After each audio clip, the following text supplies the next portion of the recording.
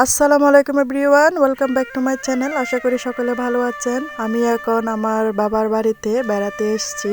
তো আমি একটু ঘুরে ঘুরে আপনাদেরকে দেখাতে চাই। এই হচ্ছে আমাদের ঘরের প্রথম দরজা।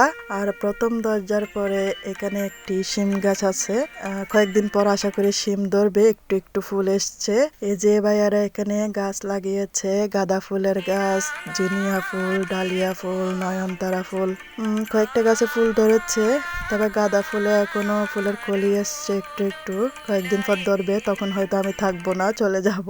খুব সুন্দর লাগছে এভাবে সারিবদ্ধভাবে গাছগুলো লাগাই।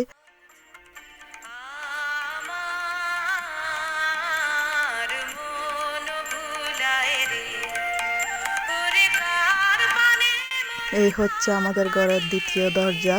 আমাদের ঘরে কয়টা দরজা দেখলে অবাক হয়ে যাবেন। ঘরটা এরকম বিশাল সাইজের।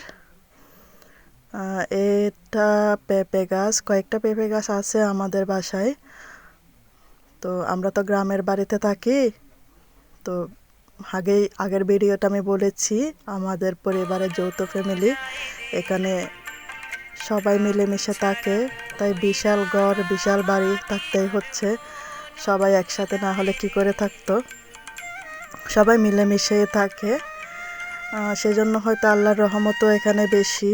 গাছপালা, শাক সবজি সব কিছুই আছে। দুই পাশে দেখেন, এই পাশটাও দেখিয়েছি, ওই পাশটাও দেখিয়েছি। দুনো পাশে কিন্তু পেঁপে গাছ আছে প্রচুর।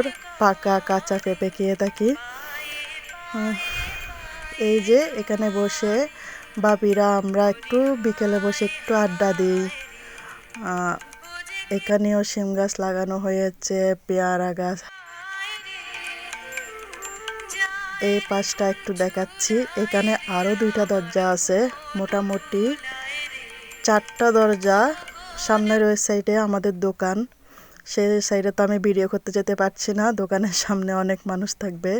এখানে হচ্ছে আমার ছোট ভাইয়ার কবুতর। আর এর পাশে এই দরজাটা দেখতে পাচ্ছেন, এটা হচ্ছে গোয়ালঘর।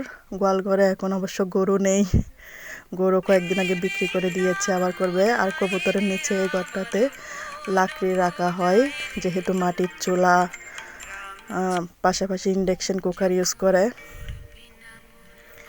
এই সাইডে হচ্ছে যে এই যে সেই পোলাওয়ের পাতা, যেগুলো সুগন্ধের জন্য আমি ইউজ করি, এখান থেকে নিয়ে যাই ফ্রিজে সংরক্ষণ করে আমি ব্যবহার করি।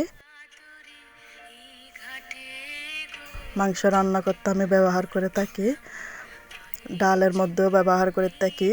মোটামুটি অনেক তরকারিতেই আমি ব্যবহার করি। আর এগুলো হচ্ছে লেবু গাছ, সারিবদ্ধভাবে অনেক লেবু গাছ। এখন গাছে কিন্তু লেবু নেই শীতকালে, বর্ষাকালে প্রচুর লেবু ধরে। তো আমি এখান থেকে লেবুও নিয়ে যাই।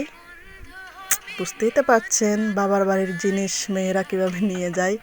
আর এই হচ্ছে সে লাউ গাছটা, যেই লাউ গাছ থেকে লাউ পেড়ে সেমাই রান্না করেছিলাম কয়েকদিন আগে। আমি করিনি, বাবিরা সেমাই রান্না করেছিল। অনেক লাউ খেয়েছি আমি আসা পর্যন্ত, মাছ দিয়ে লাউ, মাংস দিয়ে লাউ, লাউ খেয়েছি অনেক। এখন সব লাউ খাওয়া শেষ। এখানে ছোটো ছোটো আরও কয়েক লাউ ধরার মতো হয়েছে, দেখেন। বড় একটা লাউ এখানে নেই আর। কয়েকদিনের মধ্যেই কিন্তু এগুলো বড় হয়ে যায়, খুব তাড়াতাড়ি এগুলো বড় হয়ে যায়, আমি দেখেছি। তারপরে এদিকে কাঁঠাল গাছ আছে, আম গাছ আছে পুকুর পাড়ে, পেয়ারা গাছ আছে, তুলা গাছ আছে, সুপারি গাছ আছে, অনেক গাছ এখানে। পুকুরটা অনেকটা শুকিয়ে গেছে, শীতকাল বলে কথা। পুকুরে বকে এসে মাছ খেয়ে যায় বলে উপরে নেট দিয়ে দেওয়া হয়েছে। প্রচুর পাতা পড়ে গেছে শীতকালে। আর এটা হচ্ছে বাইরে একটা বাথরুম করে রেখেছে, যাতে আমাদের দোকানে কর্মচারী আছে, বাইরের লোক আসে, তারা যেন ব্যবহার করতে পারে। সেজন্য পুকুর পাড়ে একটা অস্থায়ীভাবে বাথরুম, ওখানে গোসলও করা যায়, সব কিছুই করা যায়। বাথরুম 2টা করে রাখছে। তো বাইরের মানুষ তো আর ভেতরে যেতে পারবে না, তাই তো এই হচ্ছে আমার বাবার বাড়ির পুরো এরিয়া। আমি আসলে ঘরের ভিতরের অংশ ভিডিও করিনি, বাইরের অংশগুলোই কেবল ভিডিও করেছি। এই যে গ্রামের বাড়ি, মাটির সুধাগন্ধ, শীতের সকাল, কুয়াশা পড়ছে, এখন সকাল 7টা, প্রচুর কুয়াশা পড়ছে, এর মধ্যে আমি ভিডিওটা করেছি। আমার হাঁটতে খুবই ভালো লাগছে। আমি তো আমার শ্বশুর বাড়ি শহরে, ওখানে এত সকাল আমি ঘুম থেকে উঠিই না, হয়তো মানে আমার হাঁটা হয় না, কিন্তু এখানে আসা পর্যন্ত আমি প্রচুর হেঁটেছি। আমার ভালো লাগছে। আমার সেই পুরনো শৈশবের ঘর চলে যেতে হবে 3-4 দিন থেকে, মনটাও খারাপ হয়ে যায়।